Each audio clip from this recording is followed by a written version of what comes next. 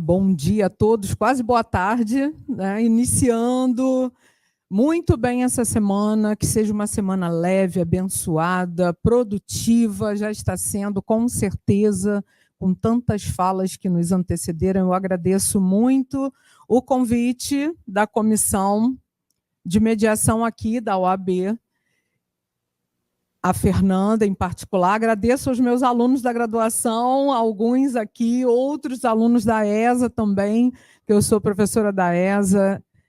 Eu levanto a bandeira do extrajudicial, embora o curso de Direito no Brasil ele seja beligerante, ele ensina a beligerância, mas eu também remodulei a minha advocacia. Também atuo no litígio. É um prazer compor essa mesa com a doutora Renata, com a Carla, querida doutora Carla Morelli também, que ela já falou, nos conhecemos em um congresso internacional, porque é muito importante também a gente levar o nome do Brasil positivamente para o planeta Terra. Já estive em Toronto falando sobre constelação familiar. O Canadá ele levanta a bandeira da consensualidade, e em Washington também. Então, eu já tive a oportunidade de estar em várias partes do mundo. Também fiz um curso em Harvard de Direitos Humanos das Famílias e das Crianças, que é super importante. Por isso que é muito importante a gente ter ciência de com quem a gente se conecta, porque tudo é conexão, sinergia, e dependendo de com quem a gente se conecta, aquilo vai se perpetuar, porque filho é vínculo perpétuo. E a morte é a única coisa certa da vida, né? Então, a gente ter essa visão da finitude da vida no plano terreno, né, terrestre, é muito importante para a gente conversar sobre essa parte do direito das sucessões, que começa lá no artigo 1784, que é aberta a sucessão, ou seja, no momento do óbito, a herança transmite-se aos herdeiros legítimos e testamentários. E essa transmissão ela vem do princípio da saisine, que é o droit de saisine, que vem do direito francês, que é a transmissão da posse, e obviamente que depois, com o inventário concluído, aí sim se transmite a propriedade. Então, nós vamos falar um pouco, né? Pode passar aí. Está aqui, né? Eu coloquei aqui, eu fiz esse slide ontem, terminei, né? Esse é o meu Instagram, tá, gente? Prof. Ana Cris Pinheiro. Eu trouxe um livro do projeto que eu coordeno. Eu coordeno vários projetos e reflexões femininas. Eu trouxe um para sortear aqui, que eu também coordeno esse projeto, e o outro para sortear com quem me marcar. Eu sei que a Joelma já me marcou lá no Instagram. Então, quem me marcar lá no Stories do Instagram, @Prof. Ana Cris Pinheiro, vai concorrer a um livro, Reflexões Femininas, que escreveu um desabafar da alma, pessoal. Então, a gente precisa colocar no papel as nossas inquietações, colocar para fora isso, né? E no livro, no volume 6, eu escrevo sobre o luto, que o luto é o preço que se paga por amar, já que a gente está falando de direito das sucessões. Para quem me acompanha, eu perdi o meu filho há 2 anos e 3 meses, o meu filho mais velho, num acidente de moto. E está sendo muito difícil esse processo de adaptação, principalmente porque eu trabalho com o direito das sucessões. Então, é muito delicado. E aqui presente está a Ângela também, minha querida aluna, que infelizmente passou pela mesma dor exatamente 1 mês antes do meu filho. Ela perdeu o filho dela dia 8 de fevereiro de 2022. E o Bruno, meu filho, foi dia 8 de março de 2022. Então, é complicado, mas a gente precisa levantar a cabeça e prosseguir, porque a vida aqui na Terra é muito breve e a gente precisa saber fazer valer a pena. E eu honro a existência do meu filho, hoje eu dedico essa palestra a ele. De onde ele estiver, que ele esteja aqui feliz, né, com o que eu decidi fazer da tragédia.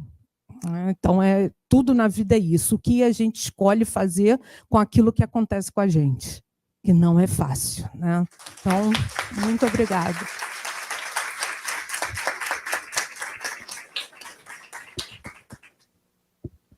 Em um mundo cada vez mais interconectado, a verdadeira eficácia na resolução de conflitos não reside apenas na justiça que se impõe, mas na paz que se constrói. Na advocacia extrajudicial, buscamos não apenas a aplicação da lei, mas a harmonia entre as partes, preservando relações e promovendo soluções sustentáveis. É nessa sinergia que encontramos o caminho para um futuro mais justo e colaborativo. Então, é isso que a gente veio fazer aqui.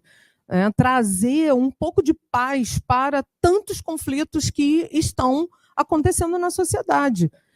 Então, também fiz um slide específico para essa palestra, com 40 slides, mas eu sei que eu não vou falar sobre tudo. A advocacia extrajudicial, a gente tem um sistema cartorário no Brasil, notarial e registral de excelência, trazido pelas ordenações de manuelinas, afoncinas, filipinas, pelos portugueses, e todos os cartórios no Brasil estão submissos à Corregedoria Geral da Justiça. E hoje a gente tem assim, uma potencialidade no extrajudicial muito forte, porque isso traz ganhos múltiplos, né, de tempo, de economia, de tempo, de dinheiro. Porque se a gente contabilizar, se eu cobrar 30 mil reais para fazer um divórcio litigioso com partilha, né, que aí o divórcio vai ser decretado, mas a partilha vem em ação autônoma, eu vou levar 5 anos. Aí vamos supor, cobrei 30 mil reais, mas eu vou demorar 5 anos. Se a gente dividir isso em meses, em dias, quanto eu estou ganhando por dia? Então, é muito complexo, a gente precisa ter essa racionalidade, né? Então, o processo judicial, né, as ações extrajudiciais, elas são muito mais vantajosas do que judicializar tudo. Tem gente que quer judicializar tudo, sabe por quê? Porque o conflito está dentro de cada um. Né? Então, se eu quero brigar com todo mundo, é porque eu estou brigando comigo mesmo, em primeiro lugar. Então, a gente precisa fazer essa autoanálise, essa autorreflexão. Por isso que é importante o autoconhecimento, né? De a gente se conhecer para a gente saber como vai lidar.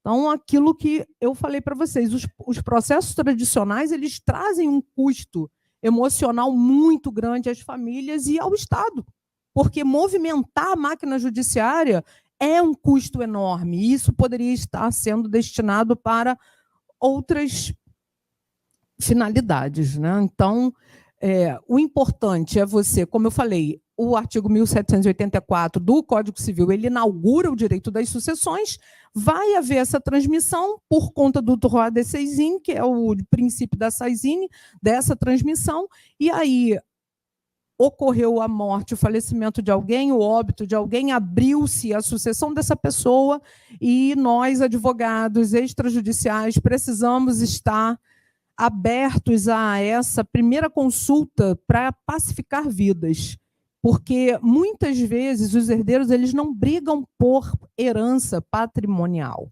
eles brigam por causa dos afetos, porque papai gostava mais dele, porque mamãe passava a mão na cabeça daquele, e nesse momento a gente precisa ter essa sabedoria de colocar todo mundo num patamar de vamos resolver os conflitos. Você não precisa gostar do fulano, da fulana, mas a gente precisa resolver com maturidade, porque tem muitas pessoas que chegam aos 30, 40, 50, mas que não passaram dos 15, porque não deixam de meninices. Então, a gente precisa deixar as meninices de lado, porque crianças reclamam, adultos resolvem. Então, a gente precisa construir uma solução de estratégia. E é isso que eu busco fazer nas minhas consultas iniciais, colocando a par de tudo, construindo uma árvore genealógica, porque tem que desenhar no direito das sucessões, não tem outra alternativa, tem que desenhar para a gente entender a dinâmica e para que a gente possa apresentar a solução. O prazo para abertura do inventário está lá no 1796, que fala em 30 dias, mas a gente aplica o CPC, que no artigo 611, que é de 2 meses o prazo. Por uma ordem cronológica, a legislação processual ela é mais recente, então aplica-se o prazo de 2 meses para abertura do inventário, que aqui no Rio de Janeiro, se não abrir o inventário em 2 meses, porque, na verdade, não há prazo prescricional para a abertura do inventário. A questão toda é para não pagar multa sobre o ITCMD, que é o Imposto de Transmissão, Causa Mortes e Doação. Então, é importante que isso seja logo providenciado. E se for no extrajudicial, como é que a gente vai fazer? Né? Que eu coloquei aqui nos slides, depois eu vou passar, mas nós, advogados, vamos abrir um relatório lá no site da Secretaria de Fazenda, que no meu curso de inventário eu ensino como faz administrativamente. Você já cumpre o prazo de 2 meses, você preenche todos os requisitos do inventário e você vai preenchendo aos poucos, por isso que você precisa dessa reunião inicial para saber a dinâmica daquela família, quem são os herdeiros. Se deixou testamento, você vai fazer uma busca pelo site da Censec, CENSS, censec.org.br, Central Notarial de Serviços Compartilhados. Então, se tiver testamento, tem que abrir o testamento no judiciário. E aí, se todos estiverem concordes, eu faço uma petição e requeiro ao juiz que aquele inventário possa ser feito de forma extrajudicial. Portanto, o testamento é aberto no judiciário, obrigatório necessariamente, como a doutora também bem mencionou aqui, e o inventário pode ser feito de forma extrajudicial. Então, é importantíssimo que a gente tenha um checklist de todos os documentos necessários para se fazer um inventário e promulgar ali, né, promover a paz entre os herdeiros para que isso possa ser um processo mais dinâmico, para que isso possa acontecer de forma breve. Porque quando... e é importante falar do local da abertura, que é o último domicílio do falecido, mas isso se for judicial. Mas se for extrajudicial, o provimento 100 do CNJ, que foi alterado pelo provimento 149, permite que seja em qualquer tabelionato de notas, né, desde que o imóvel a inventariar esteja naquele local onde será aberto o inventário. Então, por exemplo, aqui no Rio de Janeiro, a pessoa faleceu, morava em Copacabana.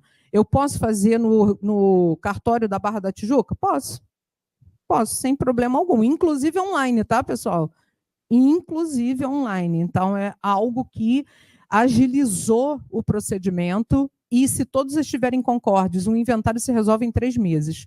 Por isso é que tem inventários aí de 20 anos, 30 anos. Por quê? Porque, primeiro, que tem advogado que não é especialista, que vai pegar a causa, advogado que pega a causa é diferente do advogado especialista. Especialista não é aquele que só tem a pós-graduação, não, tá, pessoal? Porque eu conheço várias pessoas que têm título, mas não têm prática. E não adianta título sem prática. O título é importante? Muito, mas a prática é muito mais, porque na prática a teoria é muito diferente. Muito diferente. A gente só aprende fazendo, o caminho só se faz caminhando.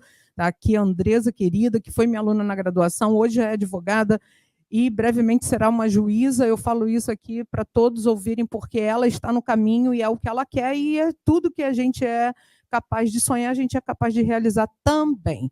Né? Ai, meu Deus, eu ficaria aqui o dia inteiro, né? Mas não dá. Vamos lá. Então, o que prevalece é o testamento, tá, pessoal? Então, a sucessão testamentária, ela prevalece à sucessão legítima, porque importa mais a vontade do autor da herança.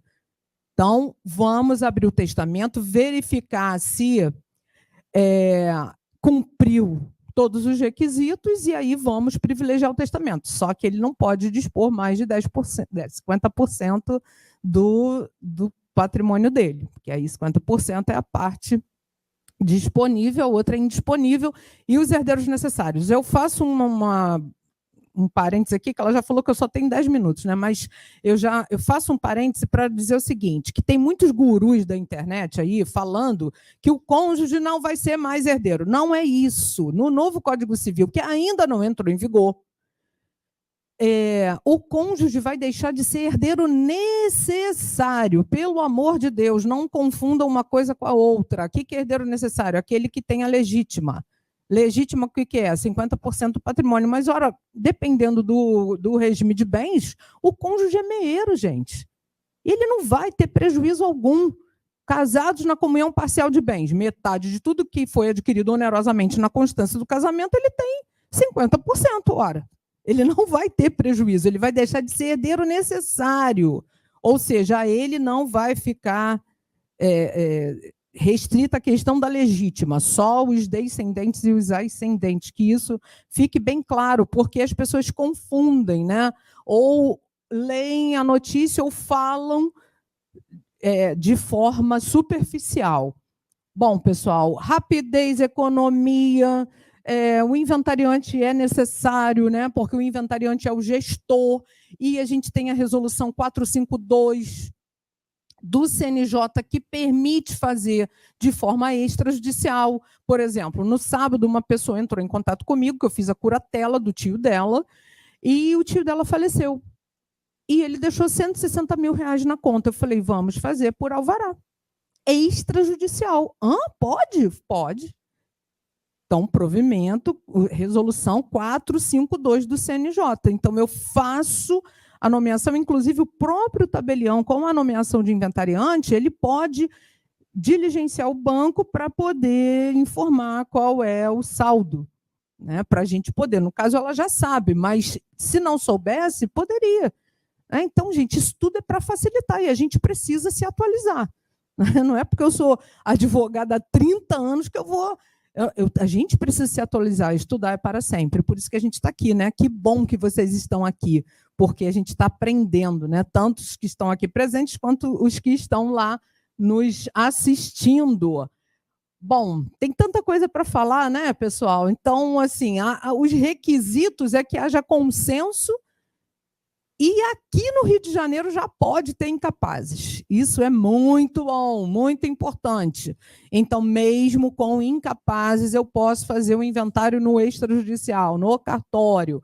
O Rio de Janeiro, ele é, vamos dizer assim, o código de normas daqui, ele é um código de vanguarda que a gente pode realizar o inventário mesmo com incapazes, desde que haja um quinhão que não vai haver prejuízo para esses herdeiros. Então, já podemos fazer, né? Então, o papel do advogado é super importante para não fomentar o litígio, né, pessoal? Então, pacificar vidas. Então, flexibilização, personalização das soluções, menor desgaste emocional. Aí eu falo do sistema multiportas, né, que foi introduzido pelo professor Frank Sander, da Faculdade de Direito de Harvard, trouxe o marco da mediação, resolução 125 de 2010.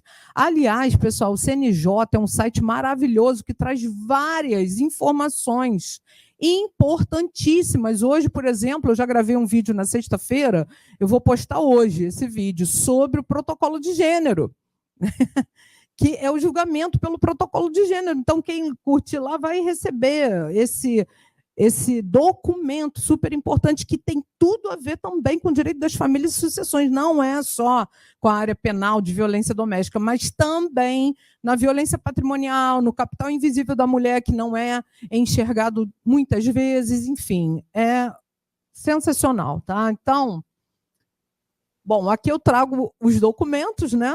Então, depois também, se vocês quiserem, comentem lá no post que eu fiz no Instagram, e aí você fala assim, eu quero receber o material, eu mando para vocês esse material, tá? Que eu fiz com muito carinho, mas que pena que o tempo é curto, né? Não dá para a gente falar muito sobre isso, mas o que eu queria destacar aqui? A certidão negativa de tributos. Por quê? Porque se houver qualquer dívida, a gente não consegue prosseguir com o inventário. Tá? Eu estou com um cliente, com uma cliente, né, viúva, que o marido dela tinha uma dívida com o imposto de renda. Então, a gente não consegue finalizar se ela não pagar essa dívida. Porque primeiro se paga a dívida, porque o inventário, pessoal, não é para dividir bens. Inventário é para resolver todos os negócios jurídicos do falecido em vida. Então, e se sobrar no que couber, fazer a partilha, isso está escrito lá no 1796, mas parece que as pessoas esquecem de ler o código. Hoje está todo mundo imediatista, sabe? Todo mundo quer que chegue sexta, todo mundo quer que chegue o final do ano. Tá, e a gente está perdendo hoje. né? E quanto mais rápido a gente quiser que o tempo passe, mais a nossa vida vai terminando, se esvaindo. Então, aproveite hoje, carpe diem. Aproveite hoje. Né? Isso aí, porque a gente tem que parar com esse negócio de urgência, sabe? Ai, tomara que chegue sábado, tomara que chegue final do ano, tomara que chegue as férias. Tá, e o hoje? O que eu estou fazendo hoje para fazer do meu dia muito especial?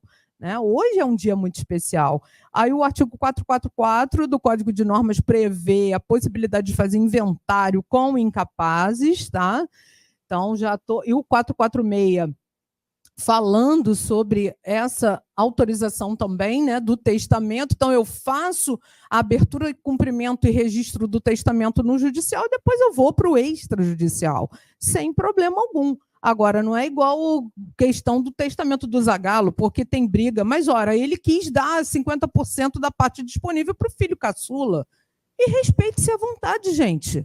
A gente precisa aprender a respeitar a vontade das pessoas que são autores da herança, autoras da herança. Ela quis dar para ele e tá bom.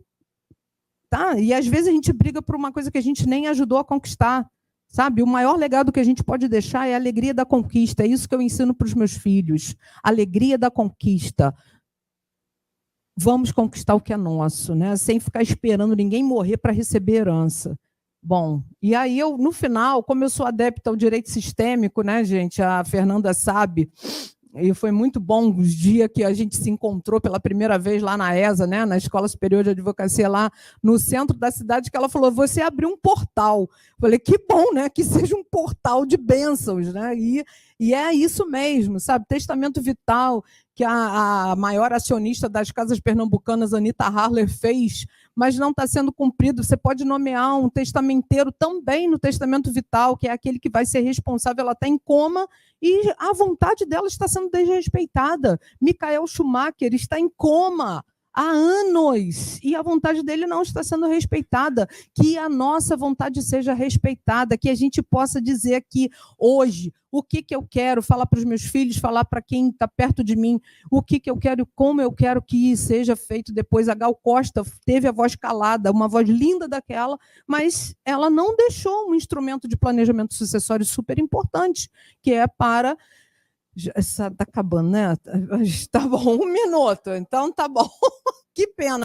Herança não é direito, é presente. Aquele que deixa herança diz assim, ó, eis aqui o fruto do meu sacrifício para que a sua vida seja um pouquinho mais leve, e por isso é sua obrigação ir um pouquinho mais longe. Nossa, isso é muito forte. Isso é muito forte, porque eu, por exemplo, eu comecei do nada, do zero. Meus pais não concluíram nem o ensino médio, então é muito mais difícil para quem começou do zero. E quem não começou do zero, que é herdeiro, que saiba valorizar e vá um pouco além, porque você já começa no lucro, ganhando. Nossa, como você começa sustentado no meu sacrifício, é seu dever honrar e seguir o seu destino para fazer aquilo que te compete. Uau! Isso é uma... Tchá. Não é, gente? Tchá. Quando o filho honra a herança, recebe com gratidão aquilo que é dado, reverencia o preço que custou. Quando o filho faz isso, segue para o mais, para o abundante, né? Porque é para a gente aproveitar aqui, na terra. Filhos que disputam a herança dos pais vivos querem matar os pais inconscientemente. Nossa, isso é muito forte também. Filhos de pais que já morreram e brigam desrespeitosamente, desrespeitam e desonram os pais. Que vontade de falar isso para os clientes, né? Que vontade, sabe? Geralmente são acometidos de uma doença ou fracasso. E eu coloco algumas figuras aqui, né, para representar isso. E o último slide. Só o movimento da honra gera força e valor, pois só a continuidade honrada prossegue para o mais e o melhor.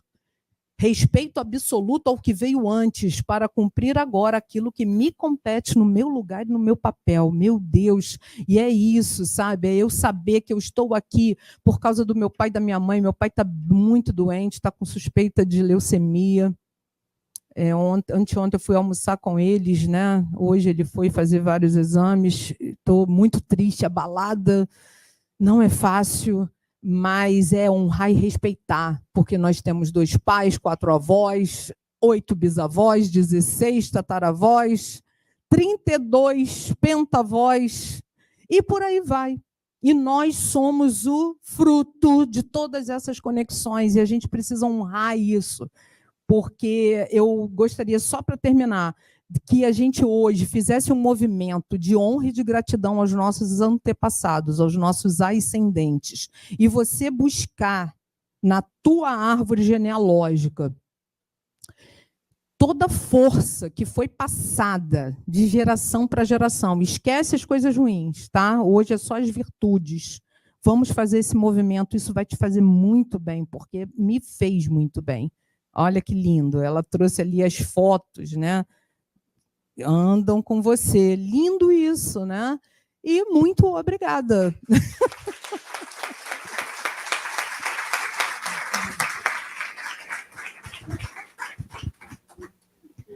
A Fernanda mostrou ali um papelzinho que nem todos puderam ver, que é gratidão. Foi lindo. E realmente foi muito lindo. Obrigada. Muito obrigada, Ana Cristina, por compartilhar com a gente toda a sua sabedoria, né? Não só jurídica, mas sua sabedoria de vida, sua experiência. Bom, nós vamos encaminhar aqui para as perguntas que chegaram através do YouTube.